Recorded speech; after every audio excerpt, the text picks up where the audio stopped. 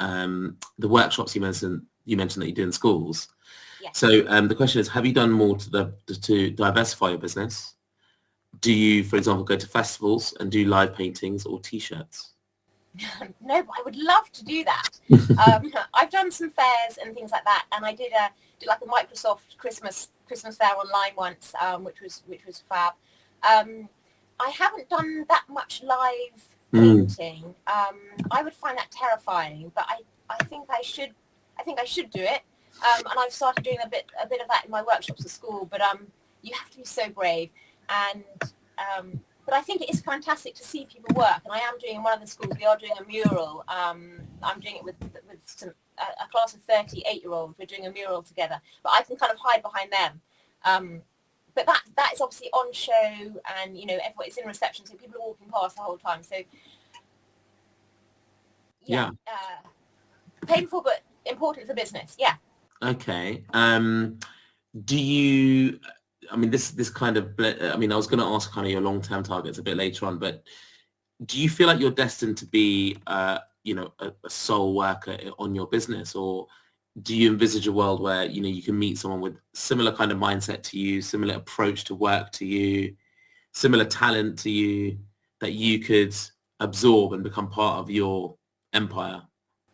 I think I would if I was doing. I mean, I'd really like to do much more workshops, and what I'd like to do for that is create a package where I'm actually going to I will need people.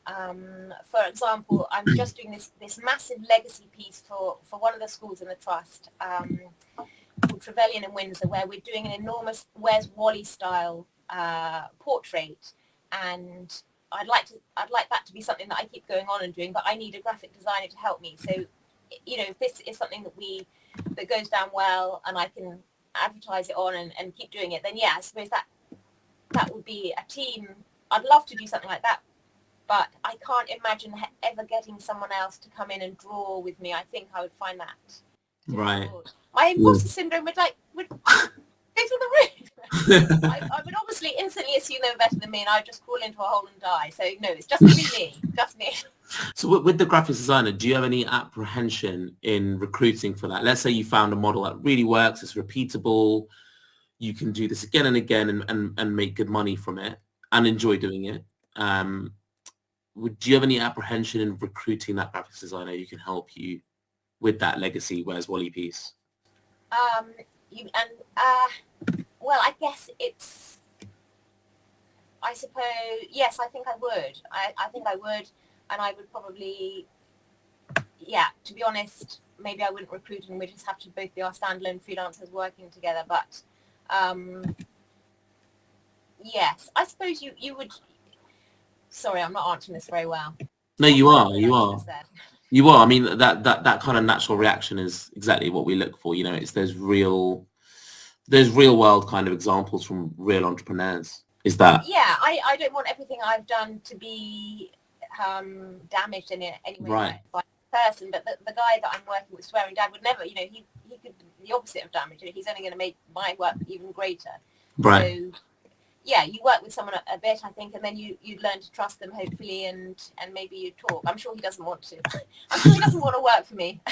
Yeah, no, but I think the point is that you got to balance the risk, right? And it's not always a straightforward answer you can give. You can't say I'm completely fine with potentially allowing someone that could damage the reputation of what you built there.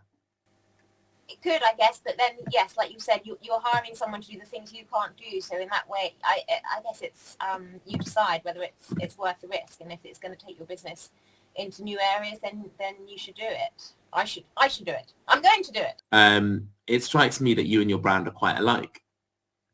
Fun, jolly, putting a smile on everyone's face.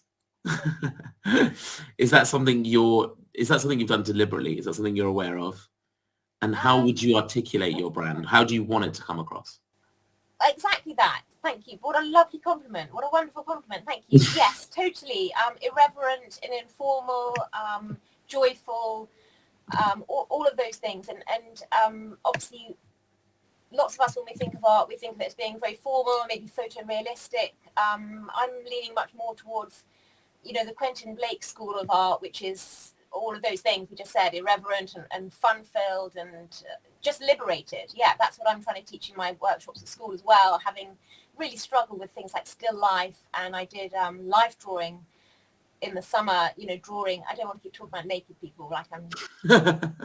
It's out there now. But I felt very deeply uncomfortable drawing, you know, someone coming out from behind a screen naked, you know, and their private parts swinging around and having to, you know, having to draw those and do that thing with a pencil and like, you know, yes.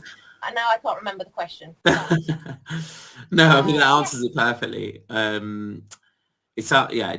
It seems like your brand definitely replicates your personality, which is its strength, I think. Good, thank you. Yes, I think it does, and I hope it does, because yes, I think when we talked, when we had our practice run through, we talked about it being like the softer side. You know, I'm not very business-like, I'm certainly not technical, but I think you can really make up for that in business by really being honest. And the other thing I think is really important is if anything ever goes wrong or if anyone is unhappy, it's so important to apologize, because I think in the world now, people are really afraid of accepting responsibility. But I think people, when they've spent money on something, they just love to hear you say sorry if something goes wrong. And I am sorry. If, you know, if I sold a picture to somebody, to someone who wanted, they'd all grouped together, a group of people had grouped together to buy a picture for someone who had a massive boat. And he loved the picture, but he hung it up on the wall on his boat in August. And obviously it was very, very, very hot during the day in this country, and it was freezing cold on his boat at night. And the frame melted. And he just sent me a picture of it, you know. That obviously I want to say, well, you know, it's your boat. It's your boat's fault, mate. But he doesn't want to hear that. He wants me to say, I'm so sorry this has happened. I'm going to replace it. I'll replace it tomorrow. And that's what I did. And he was lovely about it. And I hope he'll come back, you know, and order for me in the past. But it's a gift. It costs money, and you definitely don't want something like that to be someone's last memory of you. So you put things right, say sorry, put things right, and people love that.